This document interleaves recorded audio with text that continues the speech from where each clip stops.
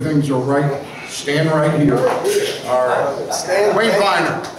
Hey guys, I've really enjoyed coming out here and being part of the Baltimore crowd. I'm more of a Washington guy, but Bruce and Stan are breaking me in, but I've always been an Orioles fan. And always a Terps fan. Always a Terps fan. He's a Redskins fan too, though.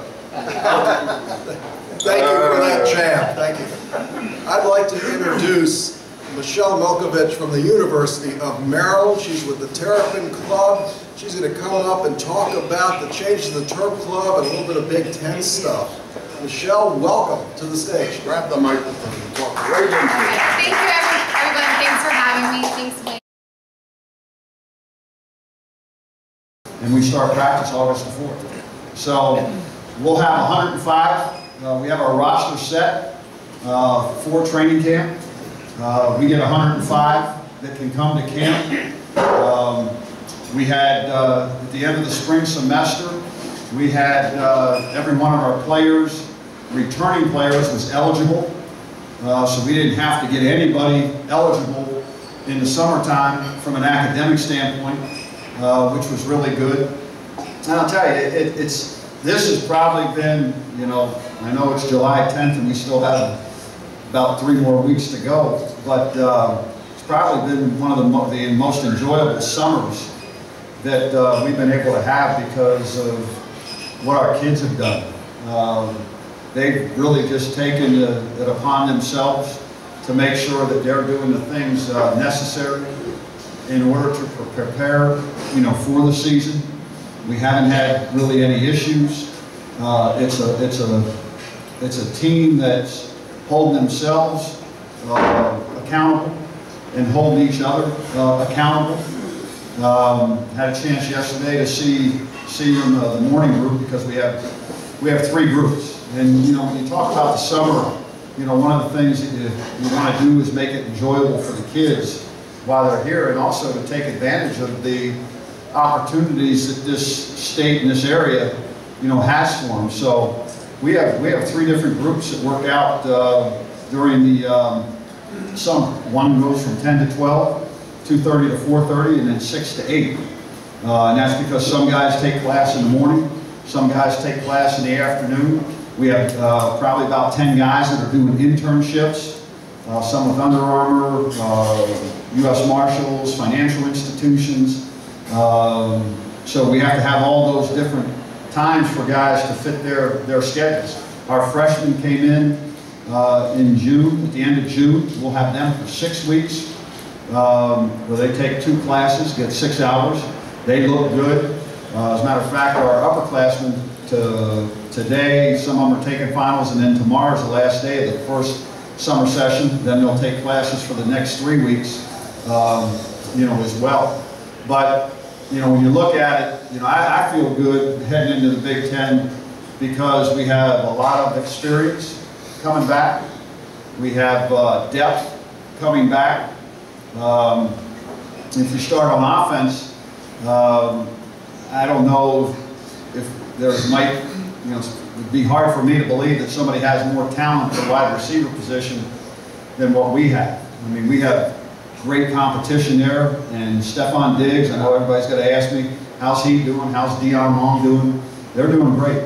They're out there doing everything that they're allowed to do, which is everything. There's no limitations on them. They're working extremely hard, extremely motivated to be able to go out and show people how much they've improved, and really have you know, they've got a mindset that they're on a mission to be really good. And then when you take a look that you have a guy like Laverne Jacobs, who played behind Evan, was very productive a year ago. Marcus Lee has been a proven contributor. Nigel Kidd, Amba Etta, you know, is another young man who's played for us. Tavon Jacobs, probably the fastest guy we have on our team, who redshirted last year. So Jawan Winfrey's a young man coming in, Malcolm Comer, Daniel Adams, and Andre Lane. So we got great competition. For me as a coach, I'm trying to create that competition, you know, at every position. And then if you take a look at the running backs, again, we have depth there. You know, Brandon Ross is back. and we think he'll be even better than he was a year ago. Albert Reed is back. Jaquil Bay, a young man who played last year as a freshman, who's very talented and maturing and a lot faster than he was a year ago. And then we got Wes Brown back this year, and he's doing a good job and ready to go. So when you take a look there, I mean, it's hard to, somebody's going to have to step up. You got 4 guys that have played and been productive. Kenny Goins, a local product from Gilman, fullback, is a tough, aggressive, young man that I think he'll even be better this year now that he has another year under his belt. And then when you take a look at quarterback, we got guys that got a lot of experience there because of guys that gotten hurt. And C.J. Brown back for his 6th year. I saw him yesterday morning, and when I go out and talk, he's our professional student. He's been around now for going into his 6th year. He's already graduated, and he's working on his master's, and like I said, doing an internship at Under Armour. Great kid, and a good leader. Somebody that can use his feet plus his arm to beat you. Caleb Rowe is coming back. We're trying to get an extra year for Caleb due to the situation we had a couple years ago with the quarterback position. And then Perry Hills, and then a young guy, Shane Cockrell from Gilman. So we got 4 guys, and then Will Ulmer, another guy. So we feel good about that. At tight end, we got very good competition with P.J. Gallo, Andrew Isaacs, Derek Hayward. And then when you take a look at the offensive line, I know that's everybody's concern, but really feel good about that. I made a decision and made a coaching change in the off-season with Greg Stradala coming in from LSU, and he's done a terrific job. Sal Conaboy, who's back, is a 5th-year senior, our center.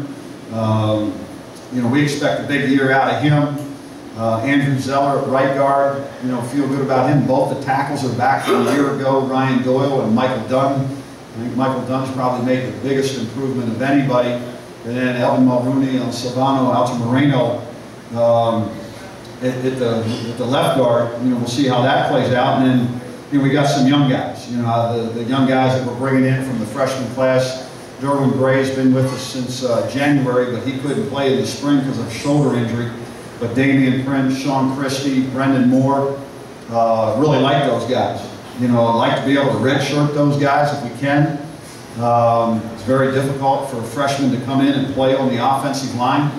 That's probably the position where I'd like to have a little bit more depth than what we have. But some of those young guys might be in backup roles, and if we don't have to use them, we'll be able to redshirt them because you get a lot more out of a kid in the 5th year than what you do in the 1st year. So feel good about that, offensively, and we're gonna. I think we got a chance to be very explosive. We got some playmakers there that can really make things happen. Defensively up front with at nose guard Keith Bowers and Darius Kilgo, guys there that experience.